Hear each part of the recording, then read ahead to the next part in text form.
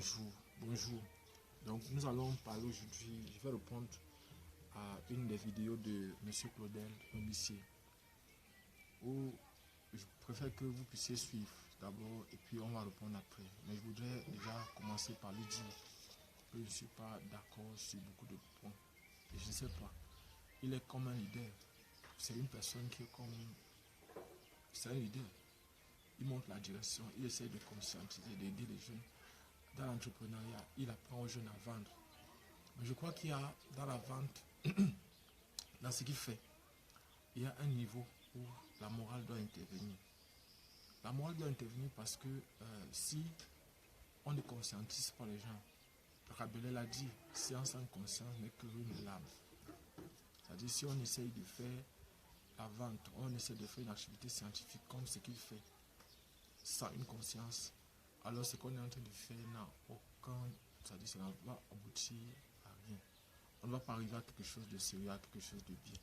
Ce que je voudrais dire déjà, c'est que je vais vous faire suivre la vidéo pour que vous puissiez bien comprendre. Je ne suis pas d'accord à plusieurs niveaux avec lui, parce qu'il donne l'impression qu'il n'y a pas de personnes qui peuvent faire du bien, et que toutes les personnes sont corrompues, toutes les personnes sont corrompues, si on peut dire comme ça, ou corruptibles. Toutes les personnes sont corrompues, tous les êtres humains sont corrompus, tous les êtres humains sont corruptibles. Je peux comprendre. D'autres personnes disent souvent que chaque personne a son prix. Il faut simplement arriver à son prix. Mais personnellement, je n'ai jamais été d'accord avec ce genre de pensée. Je voudrais que vous puissiez suivre Claudel Nobissier et qu'on revienne après. Mais avant, je voudrais attirer votre attention sur le sens moral de ces interventions.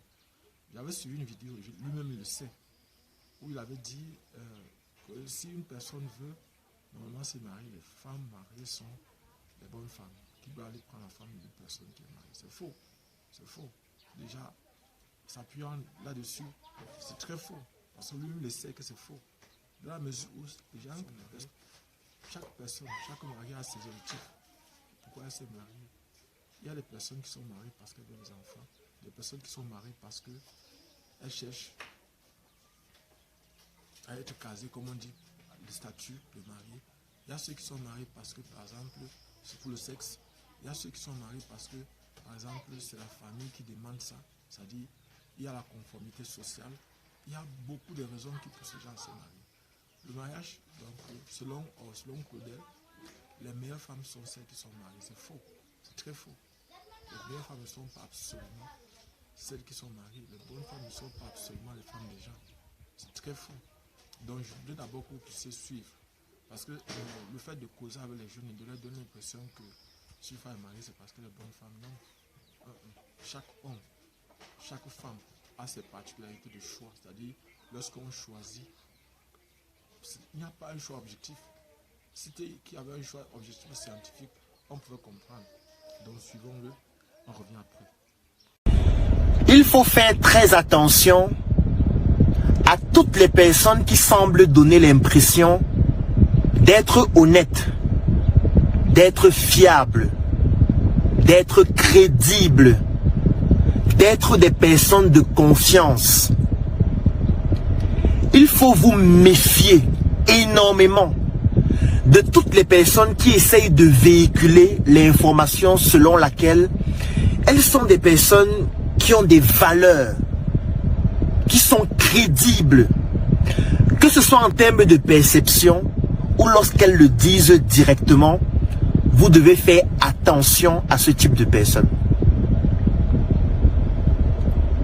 Je vous recommande de vous méfier de toutes les personnes qui vous disent « Je suis quelqu'un de crédible, je suis quelqu'un d'honnête, je suis quelqu'un de fiable, je suis quelqu'un à qui tu dois faire confiance. » Ou encore toutes les personnes qui, de par leur attitude et leur comportement, souhaitent donner l'impression d'être crédible, d'être fiable, d'être honnête ou d'avoir toutes ces valeurs et toutes ces qualités. Moi, je suis malhonnête, je l'avoue. Je suis malhonnête. Je suis un bandit. Je suis un potentiel criminel même. Ça pourrait peut-être étonner beaucoup de personnes que je le dise. Mais pourquoi est-ce que je le dis? Pourquoi est-ce que j'essaye d'être vrai du mieux que je peux dans tout ce que je fais? Pourquoi est-ce que lorsque je vais produire un contenu vidéo, je ne vais pas essayer aux gens? Je ne vais pas essayer de pousser les gens à m'aimer. Je vais produire des contenus qui vont pousser les gens à s'énerver. Parce que je veux être authentique envers moi-même. Et dans cette authenticité, il y a toute la personnalité que j'incarne. C'est-à-dire le bon et le mauvais. Je suis à la fois bon et mauvais. Je suis à la fois malhonnête et honnête. Je suis à la fois crédible et quelqu'un à qui il ne faut pas faire confiance. Je suis tout à la fois. Parce que le monde n'est pas linéaire. Le monde n'est pas comme un interrupteur, c'est-à-dire c'est allumé ou c'est éteint. C'est chaud ou c'est froid. C'est noir ou c'est blanc. Non, le monde il est complexe. Les êtres humains sont complexes. Quelqu'un qui est honnête dans un contexte peut devenir malhonnête dans un autre contexte. Quelqu'un qui est crédible dans un contexte peut devenir quelqu'un de dangereux dans un autre contexte. Chacun de nous, à n'importe quel instant, peut devenir un criminel, peut devenir un bandit, peut devenir un voleur. Et si vous avez quelqu'un qui vous donne l'impression qu'il est dans les extrêmes, c'est-à-dire qu'il n'est que bon, il faut faire très attention. C'est pour ça que moi, par exemple, je fais très attention lorsque je vois quelqu'un qui tout le temps essaye de dire « je suis quelqu'un de bon, je suis quelqu'un de fiable, je suis quelqu'un d'honnête ». Ou alors quelqu'un qui tout le temps utilise le nom de Dieu ou de Jésus ou d'Allah. Ça veut dire, tu vas dire bonjour à quelqu'un, il dit vraiment bonjour par la grâce de Dieu. Je vais bien par la grâce d'Allah. Lorsque vous voyez quelqu'un qui essaie uniquement d'être dans les extrêmes, en montrant surtout le fait qu'il est quelqu'un de bien, il faut vous méfier parce que l'être humain n'est pas linéaire. L'être humain n'est pas un interrupteur qui est parfois allumé ou éteint. L'être humain n'est pas binaire, c'est-à-dire c'est chaud ou c'est froid, c'est blanc ou c'est noir. L'être humain est complexe. Et ce qui fait cette complexité, c'est notre patrimoine génétique, c'est l'environnement dans lequel nous avons. Vous l'avez suivi. Et je crois que je vais essayer de répondre le plus rapidement possible à plusieurs niveaux, peut-être à 3 niveaux. Je voudrais attirer l'attention du Claudel sur certains faits. J'ai l'impression que sa tendance était, cette vidéo, il s'attaque aux religions ou aux religieux, donnant l'impression que ces personnes sont parfois hypocrites. Ça, c'est la leçon que je retiens de son intervention, qu'il y a de l'hypocrisie dans le comportement des hommes de Dieu, c'est-à-dire ça peut être des religieux, des chrétiens, des musulmans. Ça, c'est ce qu'il laisse croire dans sa vidéo. D'où les termes qu'il a utilisés. Vous voyez par exemple l'utilisation des termes tels que si par la grâce de Dieu, par la grâce d'Allah, par ceci, vous voyez un peu. Ça, ce sont les termes que les chrétiens utilisent habituellement. Et je voudrais attirer son attention sur le fait que peut-être qu'il n'est qu'au niveau de peut-être qu'il est en train de progresser dans la spiritualité, mais il doit savoir une chose, c'est que tous les êtres humains n'ont pas le même niveau dans la spiritualité. Il faut bien faire la différence entre la spiritualité et les religions, et je crois que lui-même, il le sait. Et je voudrais attirer son attention sur le fait que quand il voit certains religieux sont très spirituels, c'est pas parce qu'on est religieux qu'on n'est pas spirituel. Et je crois que lui, je ne sais pas s'il a fait l'expérience, la vraie expérience de la nouvelle naissance. Il vient de ce que Nicodème avait dit à Jésus, ou que Jésus avait dit à Nicodème. Il se souvient de ça. Et je crois que certainement, il n'a pas encore fait l'expérience de la vraie nouvelle naissance. Parce que s'il faisait cette expérience, je crois qu'il ne devait pas avoir dit des choses comme ça. Parce que lorsqu'on devient une nouvelle personne, ce n'est plus nous qui fuyons le mal, c'est le mal qui nous fuit.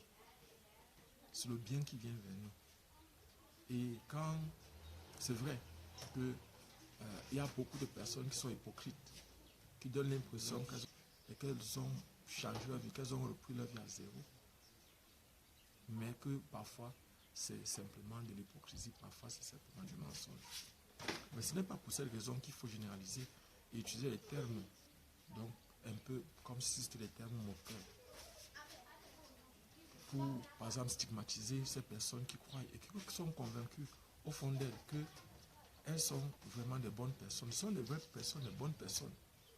Si elles le disent, elles le croient et elles sont bonnes. C'est vrai, il va dire on est bon par circonstance, parce que l'utilisation des mots, le monde n'est pas binaire. Il sait que le monde est binaire, ça c'est tout. Il sait que le monde est binaire. Il y a le bien, il y a le mal. Le monde est binaire. Il y a le mal, il y a le bien. Et même dans la philosophie chinoise, celui qui veut être un bon spirituel, un grand spirituel, il doit savoir que dans la philosophie chinoise, dans n'importe quel mal se trouve le bien. Le bien est à l'origine du fond. Le bien est à l'origine du mal et le mal est à l'origine du bien. C'est-à-dire, le fondement de tout bien, c'est le mal et le fondement de tout mal, c'est le bien. C'est-à-dire, c'est la théorie du yin et du yang. Je voudrais attirer son attention donc pour, dans un premier temps, qu'il n'a pas peut-être déjà fait l'expérience de la nouvelle naissance. De deux, je crois que il n'a pas une philosophie et un objectif précis de vie. C'est vrai que ceux qui choisissent pas être communs, les êtres humains qui choisissent de ne pas être communs souffrent beaucoup. Qu'est-ce qu'il va dire des élus? Qu'est-ce qu'il va dire des choisis? Qu'est-ce qu'il va dire des personnes qui ont une mission particulière sur la terre? Ces personnes, ce n'est pas elles qui décident de faire le bien ou le mal, c'est Dieu qui les envoie. Et tout ce qu'ils peuvent faire, tout ce qu'elles peuvent faire, ces personnes-là, c'est mieux que le bien. Elles n'ont pas le choix. Elles ne choisissent pas. Elles sont protégées. Protégées par l'univers. Lui qui veut être spirituel, qui sache qu'il y a des personnes sur la terre à qui on ne peut pas faire n'importe quoi. Et que ces personnes elles-mêmes ne peuvent pas faire n'importe quoi. Même si elles voudraient, elles ne peuvent pas faire du mal.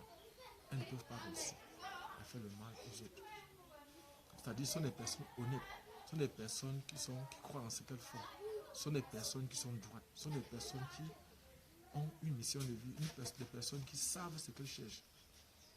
Je voudrais attirer votre attention sur un fait que dernièrement, j'ai eu à faire des critiques sur un monsieur qui est un conseiller, un grand conseiller, un grand parisien aux dernières élections présidentielles de 2018. Et j'ai eu à essuyer des critiques de tout genre. C'est comme si dans notre société, tout le monde était corrompu. C'est comme si dans notre société, et c'est ce que Claudel essaie de redire ici, c'est comme si dans notre société, chacun cherchait son propre bien et non le bien commun, le bien de la communauté. C'est comme s'il n'y avait plus de personnes qui peuvent rechercher le bien de tous, le bien commun. C'est comme si notre société n'avait que des personnes perverses qui ne pensent qu'à eux, qui sont égocentriques, égoïstes, qui tirent toute la couverture de leur côté. Moi, je crois que ce n'est pas vrai. Il y a des personnes sérieuses, il y a des personnes honnêtes, il y a des personnes que lorsqu'elles vous disent par la grâce de Dieu, ce n'est pas la grâce de Dieu véritablement. On ne peut pas avoir une société totalement détruite, totalement perverse. C'est vrai qu'on veut nous donner l'impression que tout le monde est corrompu. On veut nous donner l'impression que tout le monde pense, mais il y a des gens que lorsqu'elles vous disent qu'elles sont bonnes, elles sont bonnes. Il y a des gens que lorsqu'elles vous disent qu'elles sont méchantes, vous devez savoir qu'il y a des personnes qui sont véritablement bonnes. C'est là où je voulais attirer son attention, Claudel. Donc, lorsque, je ne sais pas quel problème vous avez peut-être de façon d'attaquer les gens des églises, c'est vrai qu'on trouve beaucoup de gens, parfois dans ces églises, qui sont hypocrites. C'est-à-dire qui donnent l'impression d'être des bonnes personnes, alors que dans le fond, ils ne sont pas. C'est vrai. Je suis d'accord avec vous, mais ce n'est pas pour ça que vous allez dire que tout le monde, vous allez généraliser en disant tout le monde, qu'il n'y a pas de bonnes personnes. Là, je ne suis pas d'accord. Parmi ces personnes des églises-là, il y a de bonnes personnes parmi elles. Comme parmi ceux qui ne sont pas dans ces églises, il y a aussi des bonnes personnes. Des personnes qui ont une philosophie de vie. Des personnes qui sont là, dans un combat bien précis. Elles combattent à leur niveau, avec leurs moyens. Le mal pour faire triompher le bien. Et ça, c'est un sérieux problème dans notre société aujourd'hui. Parce que les personnes sont devenues égocentriques. Elles ne pensent qu'à elles. Elles sont prêtes à sacrifier le bien commun à leur propre bien. Et c'est ça qui est dangereux. Et si je pouvais vous donner un conseil, vous êtes jeune, vous êtes un leader, vous donnez des conseils aux jeunes. La plupart du temps, s'il y a possibilité, essayez de les élever spirituellement, essayez de faire en sorte qu'ils puissent progresser. spirituellement, alors nous orientons toujours vers la morale, vers le bien commun, vers ce qui est bien. Ce qui est bien est commun à tous les êtres humains. Le bien est universel. Je ne dis pas le bien égoïste qu'on peut définir comme étant tout ce que je recherche pour moi seul et que je fais tout pour empêcher les autres de l'avoir. C'est pas ça le bien. Le bien, c'est comme du bonheur, c'est quelque chose qui me procure du bonheur, quelque chose qui me rend heureux, quelque chose qui fait en sorte que je m'épanouisse. C'est ça le bien. Donc, je crois que Claudel, s'il y a possibilité, faites un effort pour progresser, faites un effort pour rectifier. Parfois, ce que vous faites de très bonnes choses. Moi, j'apprécie franchement ce que vous faites. Le fait d'apprendre aux jeunes à vendre, le fait d'encourager les jeunes à entreprendre, c'est une très bonne chose. Mais chaque fois, vous devez toujours vous poser cette question ou ces questions-là. Ça dit celle de savoir où est-ce que je vais arriver. Lorsque je dis ceci, quel impact que ça a sur les gens, quel impact que ça a sur les jeunes, quel est mon objectif final? Est-ce que je voudrais une société? C'est-à-dire, tu ne dois pas former des tueurs, des vendeurs tueurs. C'est des personnes qui sont prêtes à tout pour gagner de l'argent. C'est pas ça. Un bon vendeur ou un bon entrepreneur ou bien un bon leader, ce n'est pas celui qui veut faire des choses à tout prix, absolument, à tous les prix. Gagner de l'argent à tous les prix. Non, c'est pas ça. Il y a de la morale. Il faut conscientiser les gens. C'est vrai, vous n'êtes pas un pasteur ou un prêtre ou un imam pour dire peut-être aux gens de faire le bien, mais déjà, vous pouvez les orienter. Chaque fois, ils doivent être citoyens, ils doivent rechercher le bien de la communauté, le bien de tous, parce que la plupart de ceux que vous êtes, avec lesquels vous êtes en train de travailler aujourd'hui seront des futurs leaders demain. Vous ne devez pas l'oublier. Et c'est parfois ce que vous les aurez inculpé aujourd'hui. C'est vrai, il faut ouvrir les yeux en attirant leur attention comme vous faites sur peut-être des personnes hypocrites, sur des personnes qui sont prêtes à tromper la vigilance des autres en donnant l'impression qu'elles sont des bonnes personnes alors que dans le fond, elles ne le sont pas. C'est vrai, c'est bien. Mais pour cela, il ne faut pas conclure en disant que tout le monde est mauvais, tout le monde est méchant, tout le monde est corrompu, tout le monde est cruel, tout le monde est malhonnête, tout le monde... Et que tous ceux qui essaient de dire qu'elles sont bonnes sont mauvaises. Non, là c'est pas vrai. Là je ne suis pas d'accord avec vous. Vous êtes une personne que j'apprécie beaucoup et j'ai même envoyé beaucoup de mes étudiants faire des formations chez vous. Peut-être je n'ai pas cherché à savoir, à les infos, à peut-être chercher à entrer en contact avec vous de façon directe. J'appréciais beaucoup votre grand frère, Zeus, le dieu de la vente. Vous avez vu, j'ai fait une vidéo sur lui, j'ai fait plusieurs vidéos sur lui, je crois en 2022. Quand j'ai créé, après avoir créé ma chaîne, j'ai fait des vidéos sur Zeus et même sur vous.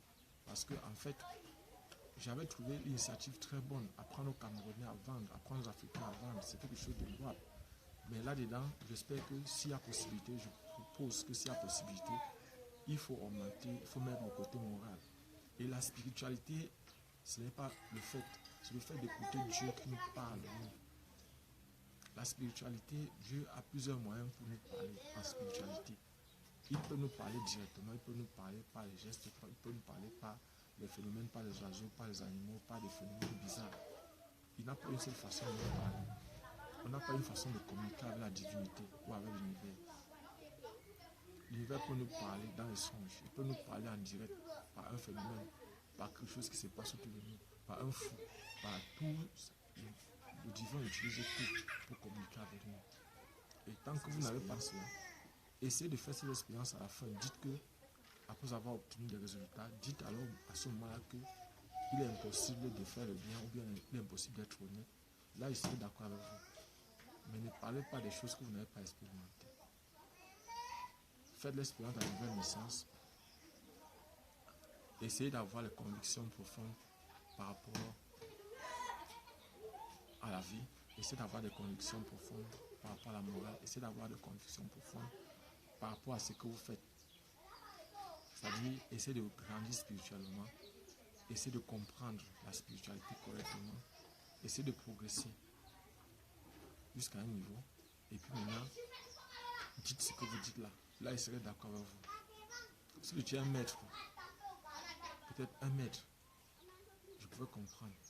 Maître, celui-là qui maîtrise une science, qui maîtrise par exemple une spiritualité, une religion, tout ça comme ça. Là, je peux comprendre. Si tu es un maître, je peux comprendre que peut-être vous avez expérimenté. Mais tant que vous n'avez pas encore expérimenté, ne parlez pas trop de ça, parce que j'ai l'impression que vous ne connaissez pas. Dans le mal, il y a toujours le bien. Dans le bien, il y a toujours le mal. Ça, c'est quelque chose. Vous l'avez dit, c'est pas binaire, c'est binaire. Les deux fonctionnent toujours ensemble. C'est binaire. En binaire, par exemple, en informatique, on parle de 1 et 0. Ça, en langage binaire. 1 et 0, c'est 2.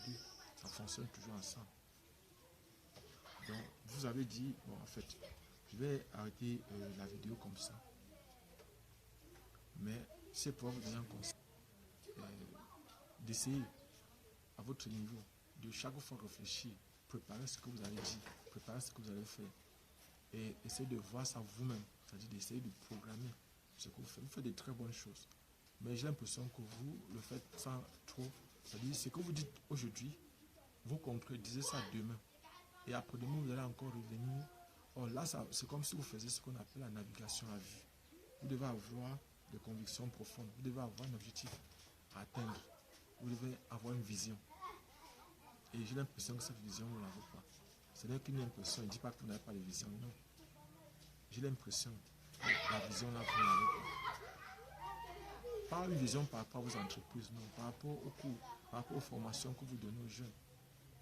Parce qu'en fait, il faut avoir un objectif. Moi, je dis ça parce que je travaille avec les jeunes depuis plus de 20 ans. Et personnellement, l'idéal, c'est chaque fois de faire en sorte qu'un jeune puisse comprendre que le bien commun est au-dessus de tout le bien. Que l'honnêteté, c'est la meilleure des choses. Et que, par exemple, l'homme est perfectible. Voilà, moi j'y crois. Je crois que l'homme peut changer. Je crois que l'homme est perfectible. Et si vous faites ces expériences-là, vous allez vous-même voir le changement. Abonnez-vous et partagez le maximum possible. Je voudrais préciser que pour les prépas concours, nous sommes là, nous sommes à votre disposition. Et pour ceux qui veulent les documents sont disponibles. Pour ceux qui veulent, par exemple, faire les prépas concours dans notre groupe de prépa, nous sommes là, que ce soit en présentiel, que ce soit en ligne. Et pour cela, vous pouvez commencer. Vous avez vu l'arrêté du concours d'entrée à l'École nationale supérieure polytechnique est déjà sorti. Et je voulais attirer votre attention aussi pour ceux qui vont faire ce concours. Ne confondez pas. Ce n'est pas entrer à Polytech. Vous savez que les gens du bac A peuvent entrer à Polytech. Les gens du bac C, du bac D peuvent entrer à Polytech. Mais faites attention. Pardon. Faites très attention parce que il y a des personnes qui voudraient être ingénieurs. Et des personnes sont plaintes. L'autre fois, je me souviens, j'étais à Yaoundé, des personnes sont plaintes parce qu'elles sont entrées à l'École nationale polytechnique. Et le jour même déjà à partir du jour du concours, elles ont composé en une journée, elles étaient surprises que ces personnes étaient surprises que d'autres candidats ont composé en 2 jours. Donc, suivez bien les vidéos que je vous ai données, que j'ai essayé de publier. Suivez ces vidéos-là et partagez le maximum possible. Et je précise aussi que pour ceux qui veulent faire leur formation en conduite automobile, il y a une auto-école qui m'a contacté, donc c'est un partenaire qui prépare donc les candidats aux différents. Donc ce partenaire, par exemple, prépare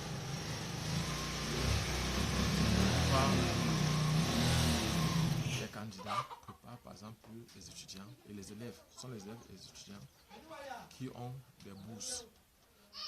Des bourses, par exemple, pour la formation en conduite. Donc, ils ont des bourses. Ils vont débloquer seulement 13 000 francs. 13 000 francs pour soit 3 mois en accéléré ou 6 mois. Là, vous apprenez à conduire et vous pouvez, par exemple, venir vous inscrire pour les vacances, inscrire les enfants pour les vacances. Vous ne perdez rien en le faisant.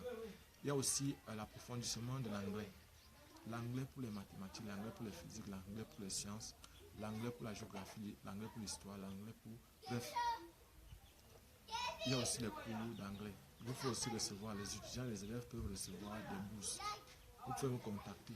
vous avez mon numéro de téléphone, je vais mettre sur mon numéro de téléphone pour que vous mettez en contact avec le partenaire qui fait ces bourses, qui va vous faire ces bourses. Abonnez-vous et partagez au maximum possible. Si je Camden, je vous dis on se voit prochainement, Inch'Allah.